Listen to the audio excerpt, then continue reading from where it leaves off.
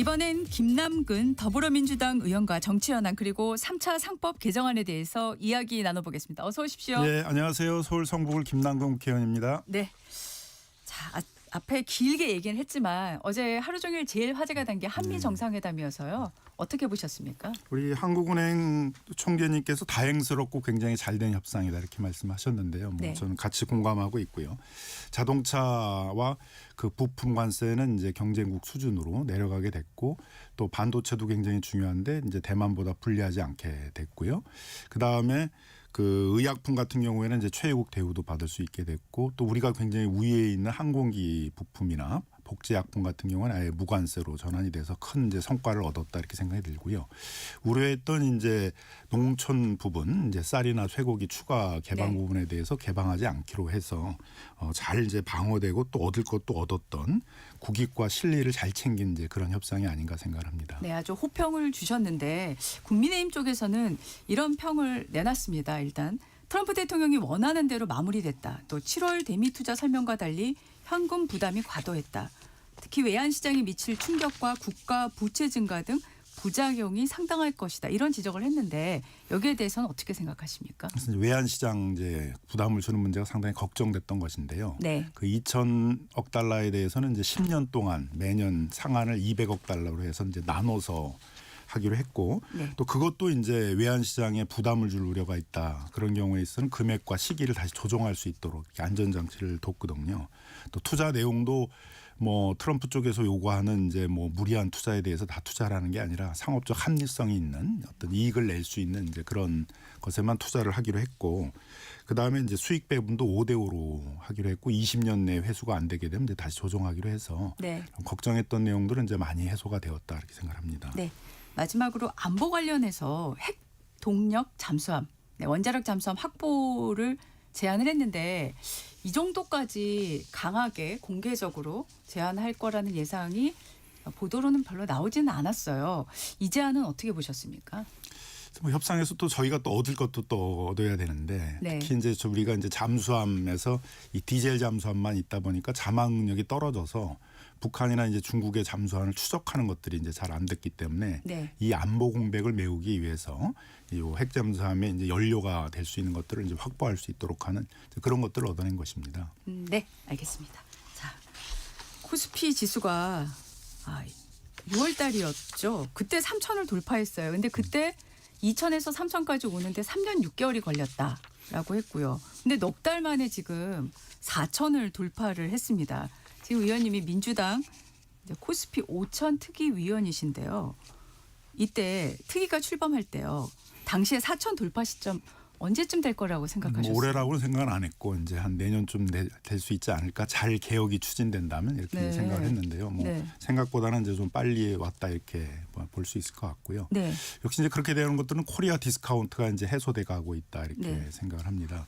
코리아 디스카운트의 핵심적인 내용 중에 하나가 이제 우리 투자 대상 기업들이 지배구조가 불투명하다 보니까 갑자기 투자자들이 생각지도 못한 손해를 보는 경우들이 많았단 말이에요.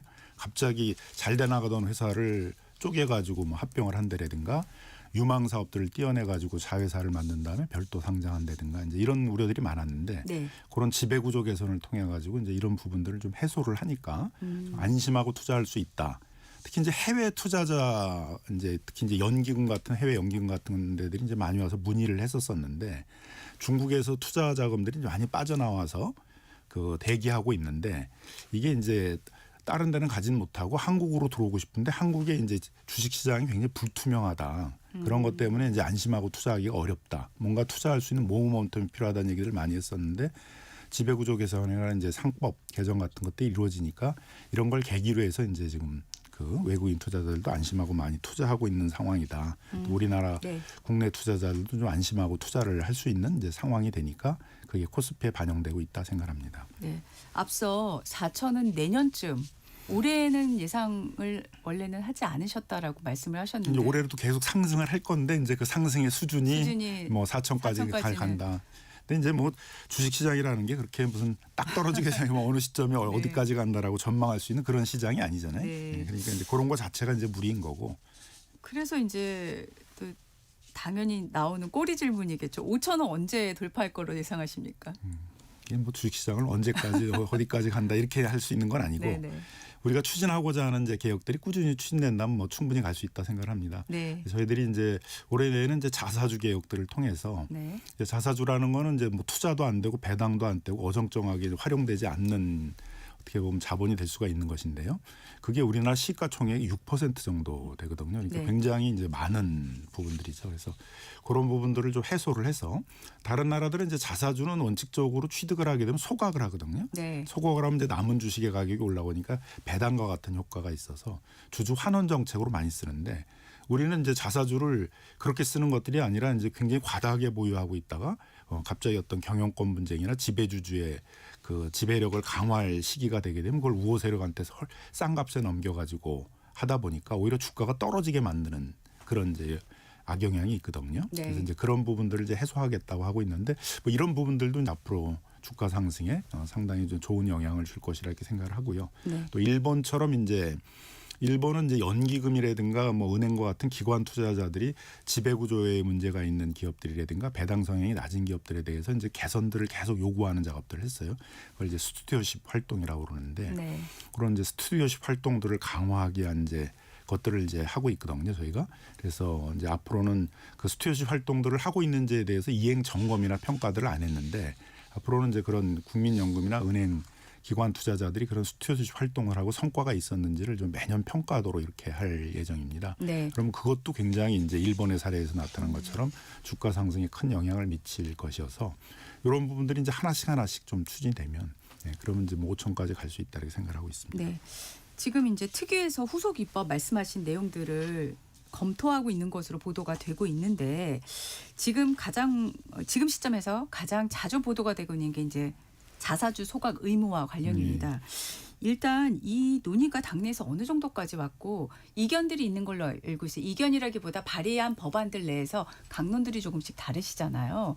그래서 어느 정도나 이게 내용이 그러니까 토론이 논의가 좁혀지고 있는지 뭐 논의는 이제 어느 정도는 이제 의견이 모아져서 이제 네. 뭐 입법을 추진할 수 있는 상태까지는 와 있다 이렇게 이제 생각이 들고요. 뭐 네. 핵심적인 내용은 이제 결국은 뭐 신규 자사주에 대해서는 원칙적으로 이제 뭐 1년이든 일정한 유예 기간 안에 소각을 하고 이제 자발적으로 취득한 것들이 있잖아요. 이제 예를 들면 스톡 옵션을 주기 위해서 네. 뭐 우리 사주 조합에 배정하기 네네. 위해서 한 것들은 그 목적대로 이제 처분을 하도록 하고 또 비자발적으로 취득하는 것들이 있어요. 이제 합병 같은 경우 할 때 뭐 주식 매수 청구권 때문에 확보를 했다든가 이런 부분들은 이제 신주 배정하는 거하고 이제 유사하게 주주 평등의 원칙을 지키면서 어떤 재벌 총수 같은 특정 주주의 지배력 강화에 쓰이지 않도록 하면서 이제 그 처분될 수 있도록 공정하게 처분될 수 있도록 하는 이제 그런 장치를 갖추는 거거든요. 네네. 다만 이제 고민이 되는 부분들이 이제 워낙 우리가 그 자사주 남용을 방치하다 보니까 뭐 롯데 같은 데들은 이제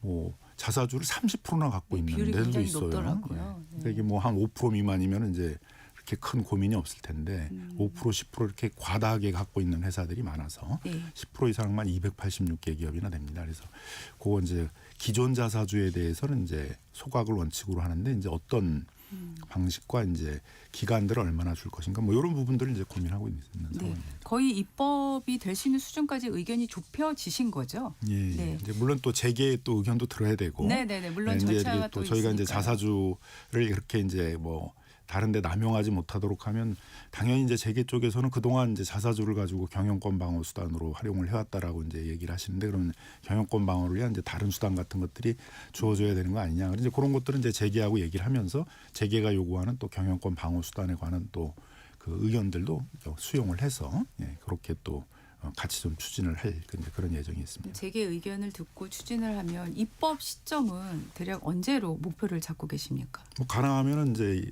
이번 정기국회 올해 내에는 좀 처리를 해야 된다. 이렇게 생각하고 올해 있습니다. 안에. 네네. 알겠습니다. 다음에 이제 그 배당소득 분리과세 얘기인데요. 여러 안들이 지금 테이블 위에 올라와 있는데 기존 정부안은 최고 세율이 35%고 더불어민주당 이소영 의원이 내놓은 안은 25%고 그래서 이제 그동안 나왔던 보도들을 쭉 보면 이 두 개에서 절충점을 찾을 거다 이런 관측이 나왔는데 현재 방향 논의는 이제 어떻게 조세는 될까요? 두 가지 성격이 있거든요. 네. 하나는 이제 정책 유도적 기능이 있죠. 네. 요 세금을 이제 배당소득세를 낮춰주게 되게 되면 이제 배당이 활성화되면서 주시장을 활성화할 때는 이제 어떤 정책적 기능도 있고 그렇지만 조세의 가장 기본적인 기능은 이제 재정을 충당하는 거잖아요. 네. 뭐 이재명 정부 5년 동안에 이제 앞으로 한 200조 정도의 재정이 더 필요로 되는데 뭐 110조는 그 지출 구조 조정으로 해결하고 90조 정도는 이제 추가적으로 확보를 해야 되는데 그럼 그걸 어떻게 확보할 것인가? 뭐 부동산에서는 얼마, 주식에서는 얼마, 뭐 법인에서는 얼마, 뭐 이제 이런 어떤 재정 계획이 있어야 되잖아요. 네. 그러니까 그런 재정 계획을 같이 얘기하면서 조세에 대해서는 그래서 이제 한꺼번에 논의하는 게 좋다. 그 과정 속에서 배상소득세는 그런 정책적 기능이 굉장히 중요하니까 배당소득세에 대해서만은 이제 좀 낮추는 방향으로 하자. 뭐 예를 들면 이렇게 얘기가 되는 게 이제 합리적일 거란 말이에요. 네. 그래서 배당소득세만 따로 논의하지 않고 같이 지금 이제 예산 부수법안으로 같이, 이제 네. 조세들 같이 논의할 때 이제 한꺼번에 논의하자 이제 그렇게 하고 있습니다. 네. 그러면은 요거는 지금 앞서 그 자사주 소각 의무화는 연내로 이제 구체적인 시점까지 얘기하셨는데요. 배당소득 분리과세는 어떻게 배당소득 될까요? 분리과세도 마찬가지로 예산 부수법안으로 이제 같이 다 처리가 돼야 되니까 올해 안에 그것도 올해 안에 이제 다 처리가 돼야 되죠. 다 처리되는 걸로요. 네, 알겠습니다. 자, 배임죄 폐지 관련한 질문을 좀 드리겠습니다. 국민의힘에서는 배임죄 폐지를 현재 반대하고 있습니다. 이재명 대통령 면소를 위한 것이다라는 주장을 하고 있고요. 의원님 생각도 궁금하고요. 또 야당을 어떻게 설득할지도 궁금합니다. 뭐 갑자기 느닷없이 이제 나온 주장인데 사실 배임죄 폐지 이 얘기가 처음 나온 건 재계 요구였었잖아요.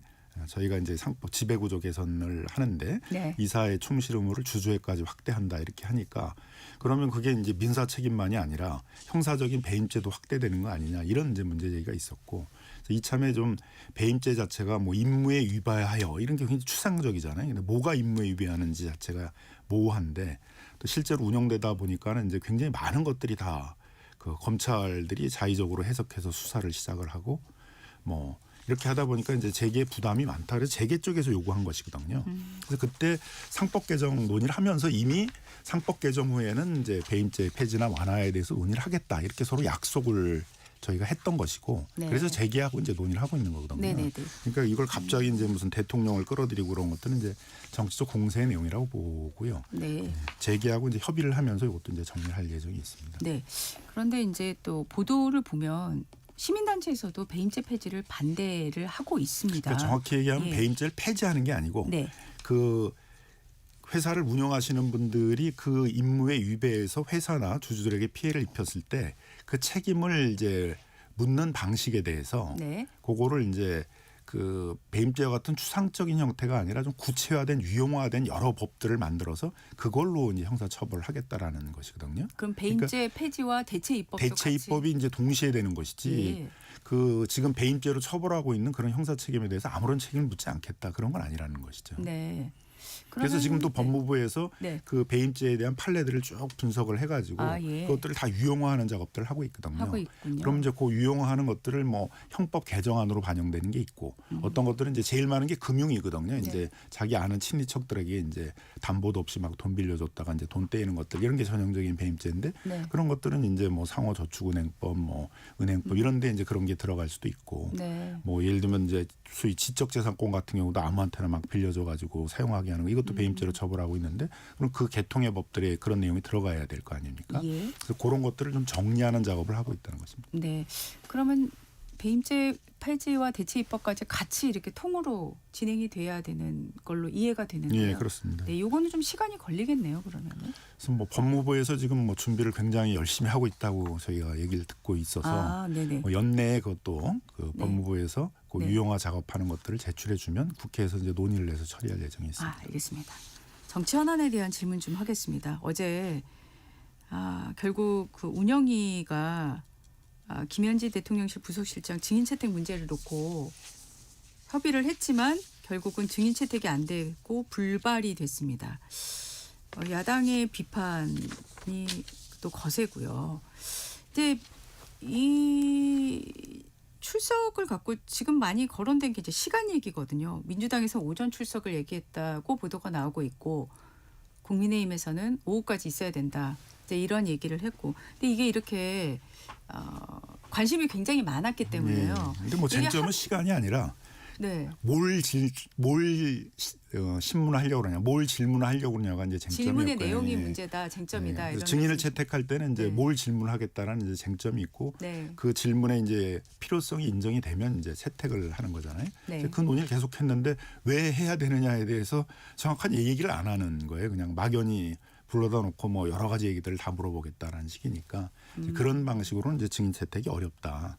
이제 그렇게 해서 이제 결국은 이제 어제도 이제 양쪽 다 뭐 대표로 한 4분 정도가 이제 네. 그거에 대해서 얘기를 하기로 했었는데 네, 네. 결국 뭐 뚜렷한 이제 증인 채택의 그 근거나 요지 뭐 이런 것들을 제시를 하지 못하니까 이제 표결에서 부결이 된 것이죠. 네. 이 건이 이렇게 쉽게 사그라들 것 같지는 않아요. 어쨌든 증인으로 나와서 본인의 입장 또 궁금했던 부분들에 대해서 어떤 식으로든 이제 해명, 설명을 하면 될 텐데 지금 그런 기회는 지금 아예 만들어지지 않고 아니 그러니까 있거든요. 이제 어떤 게 궁금하냐, 네. 어떤 게 쟁점이냐가 문제잖아요. 그래서 대통령실 국감을 하는데 대통령실의 운영과 관련해서 그 총무비서관이로서 했던 역할들 중에 어떤 게 뭐 문제가 있어서 어떤 게 해서 그걸 하자 그러면 이제 뭐 그걸 채택해서 하면 되는데 네네. 어떤 게 궁금하다는 얘기 자체가 네. 굉장히 그 추상적이고 뭐 의혹 제기용의 그런 것만 있고 그게 또 대통령실 운영과 관련된 것도 아니에요. 네. 그러면은 대통령실 국감에서 다룰 문제가 아니지 않습니까? 네, 알겠습니다. 과방위 국감도 요새 또 보도가 많이 나오고 있습니다. 지금 최민희 위원장 축의금 논란으로 시끄러운데요. 지금 국민의힘에서는 사퇴를 계속 촉구하고 있고요. 갑질 신고하겠다면서 민주당의 을지로위원회를 찾았다는 보도도 있더라고요. 지금 당의 입장은 어떤 건지 또 일각의 보도에서는 뭐 박수현 수석 대변인이 뭐 정리하는 과정이 있지 않겠나라는 말도 했다는 게 있는데요. 보도가 뭐 이건 또 무슨 의미인지 네 어떻습니까? 최민희 위원장이 예를 들면 피감기관 임원들에 대해서 뭐 그 딸 결혼식에 와라 뭐 이렇게 요구를 하고 네. 뭐 했다 그러면 또 이제 얘기가 달라지겠죠. 근데 보통 결혼식 할 때 뭐 누가 찾아오는 것들이 여러 루트로 찾아오잖아요, 그죠? 네. 근데 그걸 갖고 이제 최민희 위원장이 이제 뭐 불러가지고 왔다 뭐 이런 식으로 이제 할 문제는 아니어서 그런 거에 대해서는 먼저 사실관계를 정확히 좀 밝힐 필요가 있고. 네. 그다음에 가불관계라고 해서 이제 저희 더불어민주당 을지로에서 다루는 거는 대기업들이 뭐 자영업자라든가 비정규직 이런 사람들에 대해서 경제적 약자들에 대해서 불공정 행위 같은 걸 할 때 이제 다루는 사안이잖아요. 네. 뭐 을지로위원회를 찾아오고 그런 건 이제 뭐 어떻게 보면 정치적 퍼포먼스를 한 것이지. 퍼포먼스다. 네. 그래서 이제 그런 차원에서 이제 이건 뭐 을지로위원회의 활동들을 이제 어떻게 보면 모욕하는 거잖아요. 그러니까 그런 점에서 이제 을지로위원회가 접수를 하지 않았던 것이어서. 네. 네. 그렇게 경제적 약자들의 어려움에 대해서는 눈물 한 방 흘리지 않고 어려움에 대해서 그렇게 관심이 없는 국민의힘이 그 을지로의 활동들을 그런 식의 정치적 퍼포먼스로 악용하면 안 된다라는 비판도 많이 있습니다. 을지로위원회를 이용하고 있는 와서 호소하고 있는 많은 우리 사회의 억울한 경제 약자들이 있잖아요. 예. 최민희 위원장이 이번 상황 사태에 대해서 좀 책임을 지는 모습을 보여야 되지 않냐 이런 여론이 있는 게 현실인데요. 그건 이제 사실관계에 네. 따라서 네. 예, 본인이 직접 뭐 피감기관들을 뭐 동원을 하고 네. 뭐 그 부주금을 내라고 이렇게 요구를 하고 네. 뭐 그런 게 있으면 뭐 책임질 일도 있겠죠. 근데 그냥 일반적인 결혼식장에 찾아와서 하고 한 것들이라면 그걸 책임을 묻기는 어렵지 않겠어요. 그러니까 그 사실관계의 규명이 제일 중요하지 않을까 생각합니다. 사실관계에 대해서 지금 최 위원장이 아직까지 이렇게 분명하게 입장을 따로 별도로 낸 것 같지는 않은데요. 입장 표시는 좀 필요하지 않을까요? 뭐 그것도 좀 필요하다고 생각이고 당 차원에서도 한번 사실관계를 확인해 볼 필요가 있다고 생각합니다. 네, 알겠습니다. 당에서 추진하고 있는 민주당에서 추진하고 있는 사법개혁 이슈에 대한 질문 좀 하겠습니다.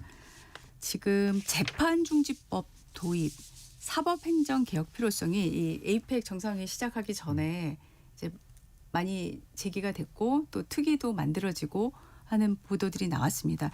일단 지금 당내 분위기, 일단 재판중지법 도입에 대해서 어떻게 생각을 하시나요? 재판중지법은 사실 헌법에 이미 있는 내용이잖아요. 그죠? 네. 대통령에 대해서는 내란과 외환을 제외하고는 이제 그 재임 기간에 소추하지 않는다. 소추라는 개념은 이제 기소와 재판 진행을 얘기하는 거니까 네. 뭐 그걸 이제 잘 받아들여서 법원도 이제 그 재판을 다 중지하고 있지 않습니까? 근데 갑자기 이제 국민의힘이 느닷없이 이제 정치적 공세로 이제 재판을 계속하라 이렇게 하면서 이걸 정치적 쟁점을 만들고 법원에도 부담을 주니까 그러면 법으로 명확히 하자 헌법에 있는 내용을 그런 차원에서 이제 형사소송법에 그 헌법에 있는 내용들을 이제 명확히 하는 그런 이제 걸 하자는 것이고요. 그래서 요건 뭐 그렇게 크게 뭐 법조계나 이런 데서 이렇게 쟁점이 있는 부분은 아니다 이렇게 이제 보여지고요. 그다음에 이제 법원 행정처를 개혁하는 부분들은 이제 오래전서부터 있었던 얘기입니다. 네. 세계적으로 그 법원 행정처를 법관들로만 구성해서 운영하는 나라는 그렇게 많지 않거든요. 법관들은 이제 재판을 하는 전문가고 재판에 집중을 해야지 행정을 하는 사람들은 아니잖아요. 그러니까 법원 행정처에서도 그런 행정 전문가들이 참여를 해서 행정을 좀 더 투명하고 효율적으로 해야 되는데 법관들 중심으로만 이제 법원 행정을 하다 보니까 뭐 인사도 그렇고 정책도 그렇고 그 운영하는 것들은 굉장히 불투명하다, 투명하지 않다 그런 비판들이 많이 있거든요. 그런 차원에서 이제 법원 행정처 개혁이 필요하다는 것이고 그건 처음 나온 게 아니라 이 21대도 그런 이제 사법 개혁에 대한 요구로 뭐 전 이탄희 의원 뭐 이제 이런 분들이 그런 법원 행정처 개혁안 같은 것들을 내놓고 있고 법학자들이나 뭐 참여연대 민병과 같은 이제 그런 시민 단체에서도 법원 행정처 개혁에 대해서는 그런 법관으로만 구성되는 폐쇄적인 형태가 아니라 네. 좀 더 개방적이고 투명한 형태로 개혁해야 된다 그런 요구들을 해오고 있거든요. 그런데 이제 이런 지적을 하는 있는데요. 이제 왜 이 시점이냐? 이재명 대통령의 재판이 지금 5개 재판이 중지돼 있는데 앞서 뭐 말씀은 하셨습니다.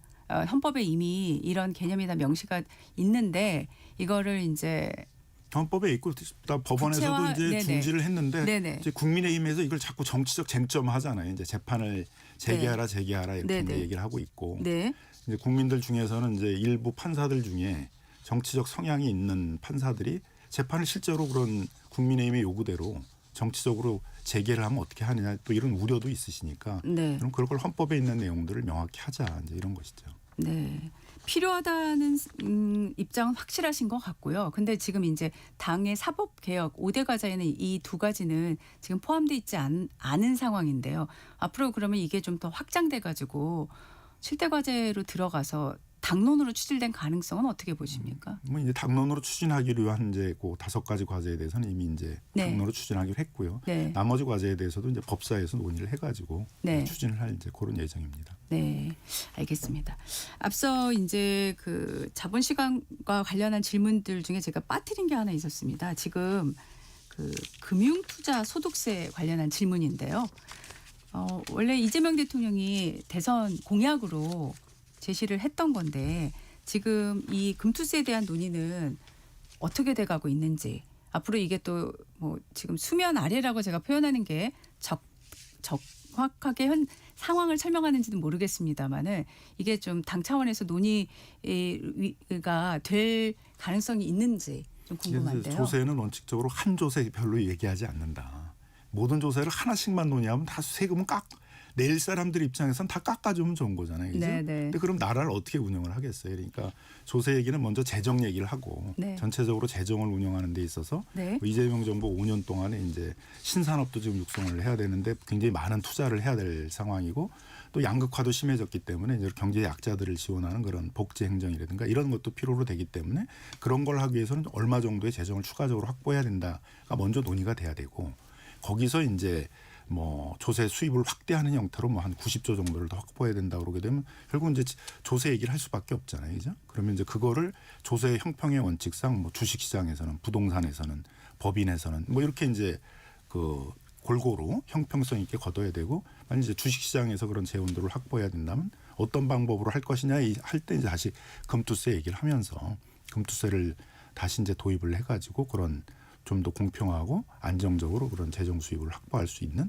그런 또 주식시장에 있어서도 공평하게 이제 조세가 그 영향을 미칠 수 있도록 하자라는 이제 논의를 이제 그 시점에 이제 해야 된다고 생각하고 있습니다. 이번 올해 말에 이제 내년도 예산을 짜면서 재정 상황과 관련한 검토를 하시고 하면은 금투세와 관련한 논의도 또 다시 올라올 가능성이 있을까요? 올해는 이제 그 윤석열 정부가 이제 감세를 해놔가지고 네. 그 재정제 적자가 엄청 커졌잖아요, 그죠? 이제 그런 거를 지금 줄이자, 원상 회복하자라는 이제 큰 기조에서 운영을 하고 있기 때문에 네네. 올해 논의하기보다는 좀 뭐 더 좀 내년이나 이렇게 가야 이제 논의가 시작되지 않을까 생각하고 있습니다. 내년이나 가야. 네네. 일단은 네 알겠습니다. 지금 또 추가 질문이 있는데요. 지금 민주당에서 그 법 왜곡죄 이 추진을 공식화했는데 대법원에서는 반대 의견을 전달한 것으로 전해지고는 있습니다. 의원님께서는 이 부분은 어떻게 생각하십니까? 그래서 이제 결국 사법부에 대한 불신이죠. 사법부가 어떤 법과 양심에 따라 재판을 하는 것이 아니라 어떤 자기의 어떤 정치적 성향이나 뭐 이런 거에 따라서도 이제 재판을 하는 것 같다라는 이제 불신들이 상당히 커져 있는 상태고요. 뭐 독일도 이제 이런 유럽 국가들 같은 경우에도 이제 이런 어떤 시대적 상황들을 한번 겪은 다음에 독일 같은 나라에서 그래서 법 왜곡죄라는 걸 도입한 거거든요. 판사가 이제 자신들이 어떤 갖고 있는 법의 해석이나 법의 원리에 의해서 하지 않고 그렇게 자의적인 재판을 할 경우에 있어서는 이제 처벌을 할 수 있는 근거 규정을 이제 둔 것이고요. 실제로 처벌을 한 사례는 극히 이제 많지 않지만은 그런 것들이 이제 매년 이렇게 문제가 되고 있거든요. 그게 어떻게 보면 판사들이 또 자신들이 헌법에 나와 있는 법과 양심에 따라서 재판을 하도록 사실을 이제 또 다스리는 그런 원리로도 작동을 하고 있는 것이기 때문에 뭐 그런 차원에서 논의가 좀 필요한 부분이 아닌가 생각하고 있습니다. 논의가 필요한 부분으로 생각을 하시고 네. 지금 부동산 11호 부동산 대책을 갖고 여러 가지 지금 논란들 공방들이 오가고 있습니다. 근데 이제 공급 확대 또 뭐 수요 억제 여러 가지 얘기가 있는데 그 와중에 지금 민주당 쪽에서 제초안 폐지에 대한 언급도 좀 있었어요. 의원님께서는 이 제초안 폐지와 관련해서는 어떻게 생각하십니까?